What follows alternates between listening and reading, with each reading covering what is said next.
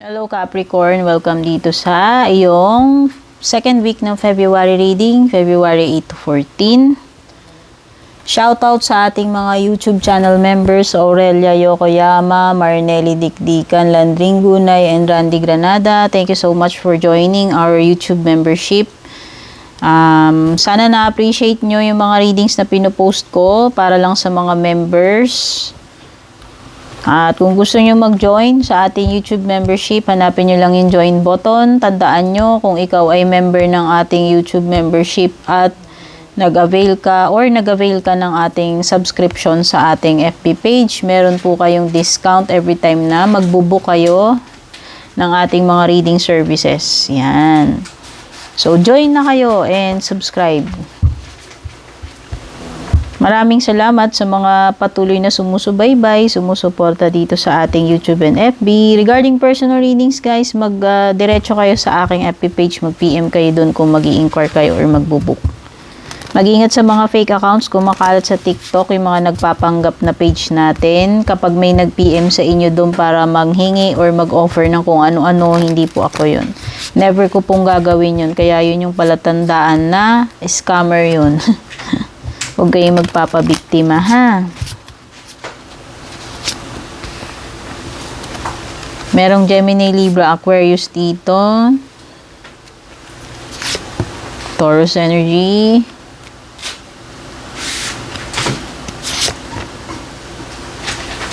Yes, strong energy ng Taurus or Libra. Wow! So, nakikita ko dito,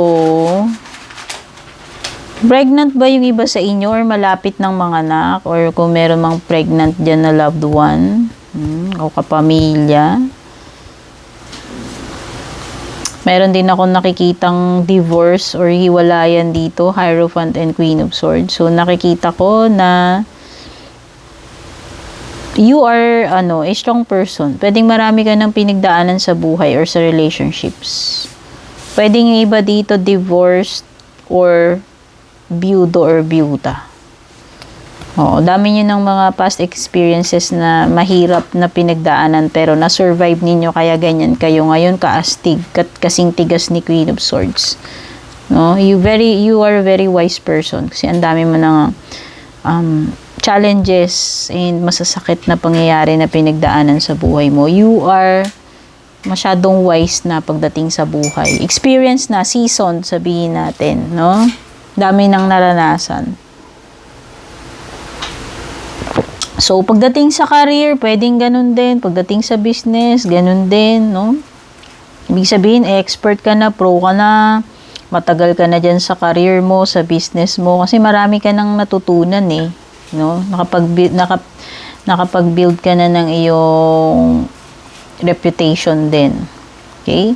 So, parang may kinalaman dito about church, faith, ceremony, anything na gagawin sa simbahan, like kasal, binyag, or pwedeng yung iba, this is a confession, kung balak nyo mag-confess sa pare.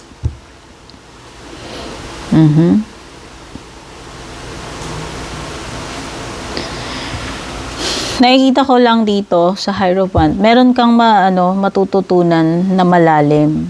Hindi yung parang natutunan sa school, ha? Parang siya spiritual. May magigain ka na spiritual, may leveling up pagdating sa spiritual, may matututunan ka, no? Pwedeng iba kailangan nyo ng advice from a wise person, guardian, or elders of family, basta kailangan nyo ng guidance. Kasi Hierophant is pagsunod sa tradition, sa belief, sa religion, conformity. Okay? Kung i-apply mo siya, ito yung, kumbaga, parang mas better na sumunod ka doon sa mga nakagawian na. Huwag ka gumawa ng mga kontra doon sa mga rules, belief systems na yan. Mas makakabuti sa sitwasyon, masusunod ka doon sa tamang process. Okay? Tingnan na natin. This is abundance, or indulgence. So, ayan. Marami, mas hagana. Magpapaka, ka dito eh. Ba to? Pag sinabi nating nag-indulge, nagpakahayahay or nag-splurge, no?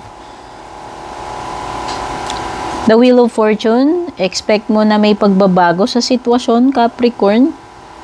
Hindi laging sinasabi na maganda yan, pero possible, no? Basta parang iikot iikot yung Wheel of Fortune. Mapabago yung kalagayan mo. Yun yung sinasabi itong second week. May pag-ikot. Depende kung saan ka matatapat, doon sa maswerte or doon sa inaalat.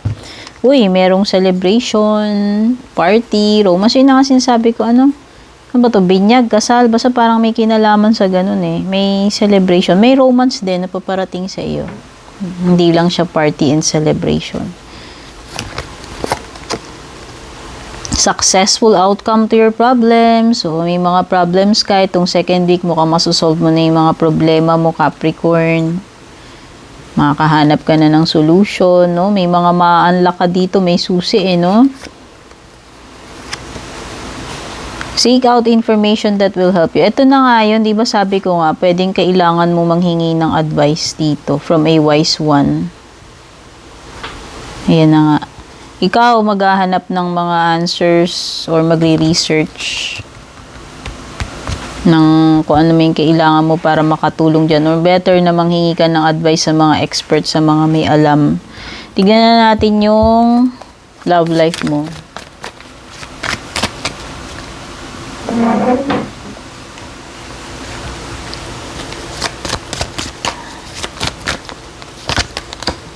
Ay, naku.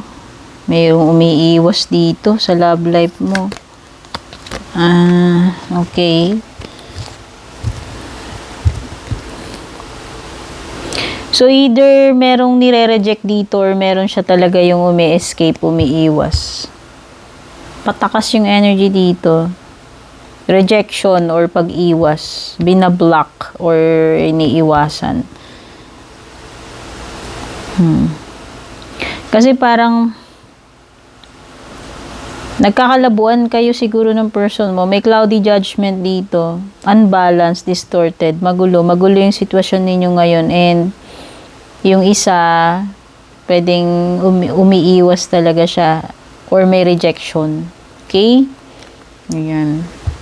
Hindi ko alam kung ano nangyari, pero yan yung lumilitaw dito ngayon. Current na energies ng relationship mo ngayong second week. And for your closing message, Capricorn,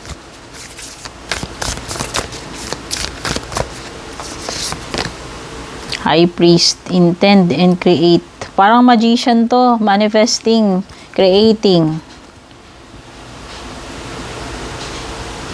So, ito yung time, magical time, Capricorn, na makakagawa ka ng magagandang bagay or mga successful things. Pero kailangan mong maging focus din sa iyong goal at simulan kung ano yung dapat mong simulan. So, get rid mo yung mga paliban. Yan, yung mga procrastination. At make sure na kung ano tong mga goals mo, intentions mo, sisimulan mo nang gawin yan. Okay? So, ito yung mga messages for you. Second week ng February. Don't forget to like, share, follow, subscribe. Take care and God bless.